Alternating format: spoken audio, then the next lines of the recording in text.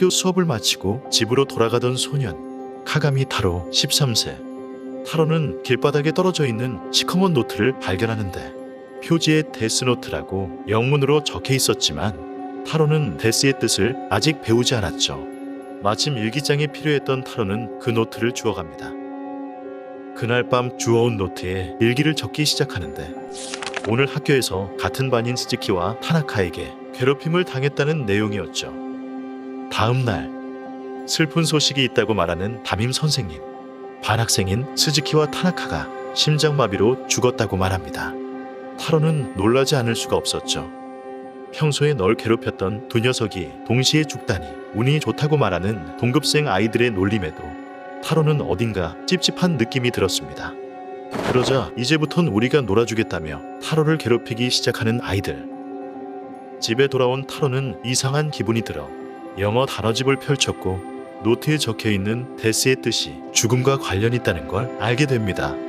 그럴 리 없다며 오늘 자신을 괴롭힌 아이들의 이름을 담아 일기를 또 한 번 쓰게 되죠. 다음 날 담임 선생님은 심각한 표정을 지으며 같은 반 학생 3명이 또 심장마비로 죽었다고 말합니다.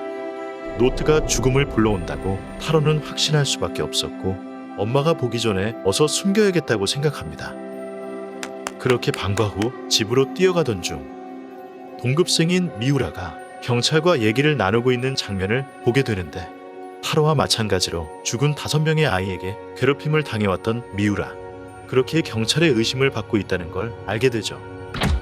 마음이 급해진 타로는 집에 도착하자마자 노트를 숨기려 하는데 그때 창가에 앉아있는 괴상한 생물체를 보고 놀랍니다.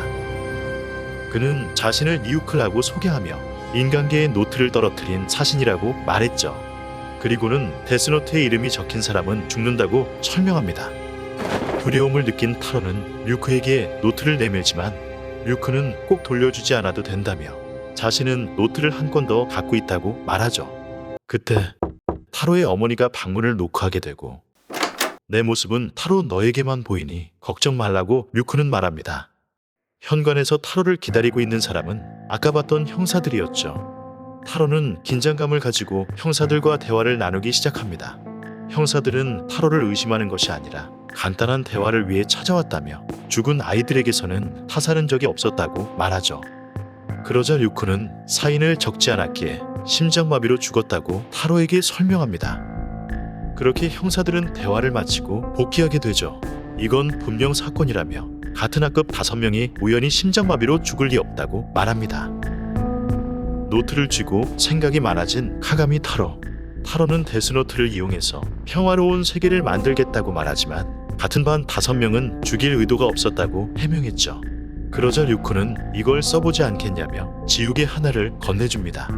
노트에 적혀 죽은 사람의 이름을 이걸로 지우면 다시 살아나게 만드는 데스 지우개라고 설명했죠. 다음 날 죽었던 5명의 아이가 되살아났다는 소식에 형사들은 곧장 학교로 찾아가 살아 돌아온 아이들과 얘기를 나누는데 그때 또다시 쓰러지는 5 아이들. 게다가 형사 2명도 함께 쓰러집니다. 그것은 타로의 지시 아니었죠. 결국 학교는 임시 휴교에 들어갔고 타로는 생각이 많아지기 시작했습니다.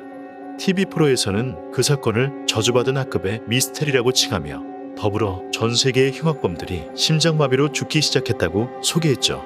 누군가가 데스노트를 사용하고 있다고 밖에 설명할 수 없는 상황. 그러자 류크는 사실 갖고 있던 데스노트 한 권을 더 떨어뜨렸다고 말합니다. 어디서 떨어뜨렸냐는 타로의 물음에 류크는 타로를 따라다녔기에 학교 근처만 돌아다녔다고 말했죠. 그때 생방송으로 진행되고 있던 TV 프로에서 범인은 어린아이이며 죽은 아이들에게 괴롭힘을 당한 원한으로 그러한 짓을 저지른 것이 아닐까 하는 추측성 언급이 나오자 출연진이 고통을 느끼며 쓰러지기 시작했습니다. 그러자 타로는 범인이 누구인지 짐작하고는 밖으로 뛰쳐나가는데 타로가 향한 곳은 미우란의 집. 미우라는 자신을 괴롭혔던 아이들과 흉악범들의 이름을 적고 있었고 타로를 보고 놀란 나머지 그 이름도 적으려 하는데 그러자 타로는 몸을 던져 미우라를 막았습니다. 그러자 미우라는 방해하지 말라며 모두의 이름을 적은 다음 마지막으로 자신의 이름을 적고 죽겠다고 소리쳤죠. 그러자 타로는 처음 녀석들을 죽인 건 자신이라며 그 5명이 죽은 탓에 미우라가 의심을 받는 상황이 만들어졌다고 말했죠. 그 말을 들은 미우라는 놀라면서도 이젠 늦었다며 눈물을 보이는데, 그러자 타로는 아직 늦지 않았다 말하고는 데스 지우개를 꺼내 보여줍니다. 그리고는 적힌 이름들을 지우고 노트를 경찰에게 넘겨주자고 제안하죠. 그렇게 두 사람은 경찰서에 찾아갔고 죽음에서 돌아온 도우 형사를 만나 노트에 대해 털어놓았습니다. 이름이 적힌 자는 죽게 되는 노트.